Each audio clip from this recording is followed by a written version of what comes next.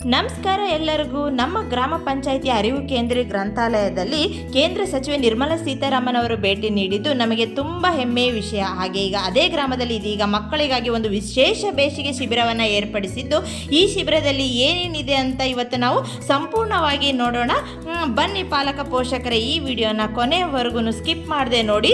ಏನೆಲ್ಲ ಕಾರ್ಯಕ್ರಮಗಳು ನಡೀತಾ ಇದೆ ಅಂತ ನೀವೇ ಸ್ವತಃ ನೋಡಿ.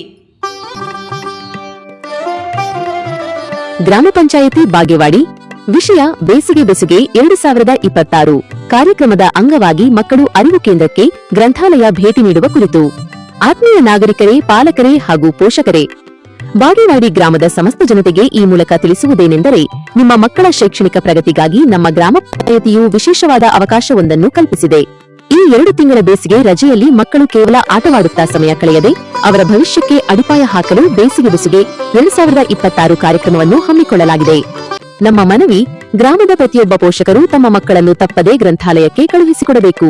ಈ ಮೂಲಕ ಲಭ್ಯವಿರುವ ಸೌಲಭ್ಯಗಳನ್ನು ಸದುಪಯೋಗಪಡಿಸಿಕೊಂಡು ಮಕ್ಕಳ ಉಜ್ವಲ ಭವಿಷ್ಯಕ್ಕೆ ಸಹಕರಿಸಬೇಕೆಂದು ವಿನಂತಿಸುತ್ತೇವೆ. ವಂದನೆಗಳೊಂದಿಗೆ ಗ್ರಾಮ ಪಂಚಾಯಿತಿ ಬಾಗೇವಾಡಿ. ನಾವು ಗ್ರಂಥಪಾಲಕರಿಗೆ ಕಳಿಸ್ಬೋದು, ಏನು ಬೇಕಪ್ಪ ಅದ್ರ ಪ್ರಕಾರ ನೀವು ಒಂದು ಕಾರ್ಯಕ್ರಮನ ಹಿರಿಯರನ್ನು ಕರೆದು ಒಂದು ಕಾರ್ಯಕ್ರಮ ಮಾಡ್ತಾರೆ ಅಂತ ಹೇಳಿದ್ದಾರೆ. ಅದೇ ರೀತಿ ಎಲ್ಲರೂ ಪ್ರತಿಯೊಂದು ಕಾರ್ಯಕ್ರಮದಲ್ಲೂ ಒಂದು ದೈವ ಅಂದರೆ ಪಂಚಾಯತ್ ನೀವೇನು ಸದಸ್ಯರು ಇರ್ಬೋದು, ಸದಸ್ಯತ್ವ ಇರಲೇ ಇರ್ಬೋದು, ಆದ್ರೂ ಯಾವುದೇ ಒಂದು ಕಾರ್ಯಕ್ರಮ, ಸರ್ಕಾರದ ಕಾರ್ಯಕ್ರಮ ನೀವು ಭಾಗವಹಿಸಿದ್ರೆ ಆ ಕಾರ್ಯಕ್ರಮದ ಕಳೆನೇ ಬೇರೆ ಆಗ್ತದೆ.